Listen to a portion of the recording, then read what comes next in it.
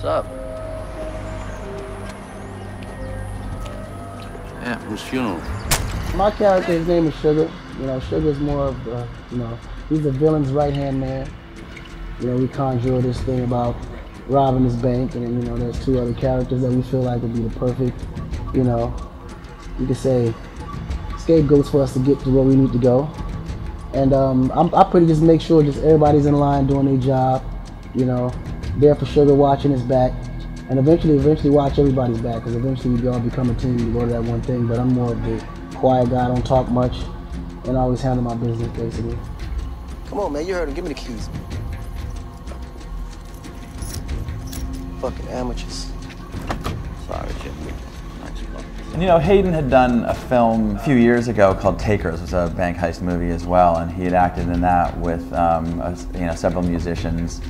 And when we were talking about the role of Sugar and the potential of having a musician play that role, Akon was very early on pitched by his agent. С Эйконом мы встречались в Лос-Анджелесе, он был как раз после Хейдена первый, кто подключился к проекту. Как я понимаю, ему уже нечего доказывать в той стези кому-то. И он принял предложение играть в кино, то есть мы встретились, и он сказал, да, я хочу, ну, играть в таком кино. And we got to see a little bit of the work that he had done in the past, and having seen him now act, he's a scene stealer. I mean, he's good in everything. He's like really a pleasure to watch. So much so that we're trying to find more things for him to do. Akon is a force of nature. You know, we were all really happy to get him involved in the movie. But I think, I mean, myself, I was really blown away the first time I saw him on camera. He's really, really interesting to watch, and just has a natural presence about him. He's just very natural on camera. There's really no challenges, man. You know, everything that I thought would have been hard was actually very easy, you know, because when I first came into acting, I thought I would have to memorize lines. You know what I mean? Like, that's the craziest thing, like, man, so many lines, I'm gonna memorize everything. But then you realize once you get on set and you're like locked into that character, them lines just come automatic. Hey. I'm a free motherfucker. What up, man? What up, Frankie? What up, Sugar? Yeah, Frankie's back, baby. Frankie's back. No, actually, man, I was surprised, you know, to be on the set, you know, with Hayden, Christian, Tori. You know, I mean, those guys are just very amazingly, like, great actors. And this is something that I always wanted to do, I mean, ever. So to be taking, you know, tips from these guys, watching them at work, you know, taking a piece of that and just kind of, you know, just sitting back being a student of the art. You know, those guys, I mean, you got Oscar-winning actors, man. Like, not too many people come in and right off the bat start working with guys like this. So it was definitely an honor, you know.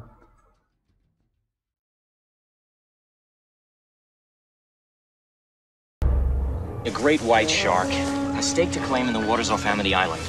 We've got a panic on our hands on the 4th of July.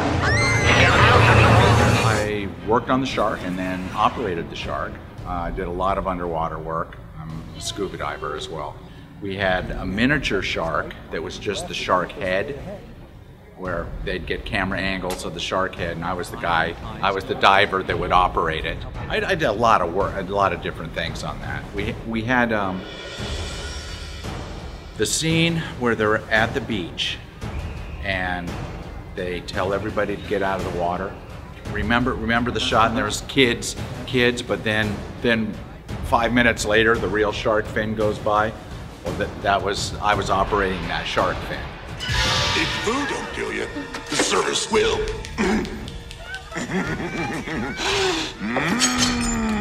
Nightmare 4 and Nightmare 5 are two movies I worked on.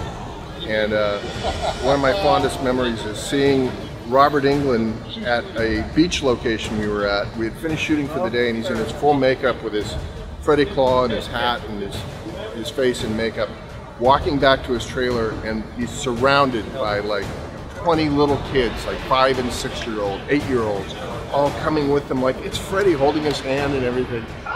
They just loved him. They loved him. And then the other story was, the first time I saw him, I was really in awe. The first time I saw him in makeup, it's a night shoot, And I saw him do Freddie for the first time, but in the movies they'd use a pitch transposer to change his voice. So everybody was sort of like, oh, it's kind of disappointing because it was just his regular voice. We were expecting to hear him talk like, you know, like Freddie, and he didn't. But he's a very nice man, Robert Englund. Very nice guy. Molly, get out of the house! She's not dead. It's a game. The only way to keep her alive, you do exactly what I say when I say it. Oh, we were on 12 rounds, and it starred John Cena, and they partied like rock stars the whole time.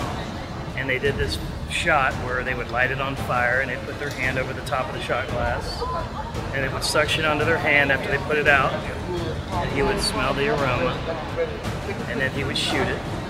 And the residual that was left in the glass, he would turn and pour it into a shot glass that was upside down, only to lean over and snort the residual liquor. And of course it would burn their nasal passages. And then 2 years goes by and I work with John Cena again, and I asked him if he still did those shots, and he goes, oh, everybody in the wrestling world does them now, only it's called a flaming midget now. Because one of their wrestlers set himself on fire while trying to do the flaming midget. What did I tell you?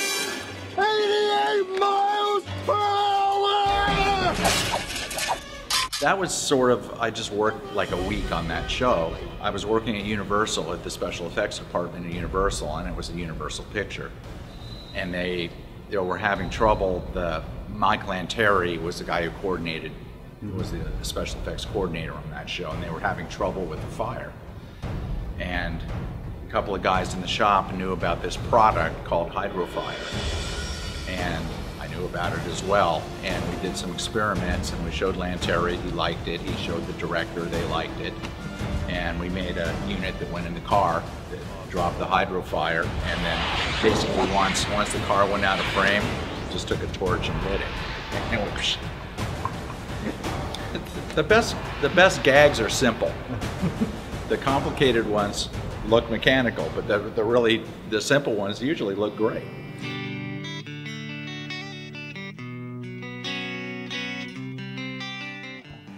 I mean, that was very early on in my career when I first moved to LA.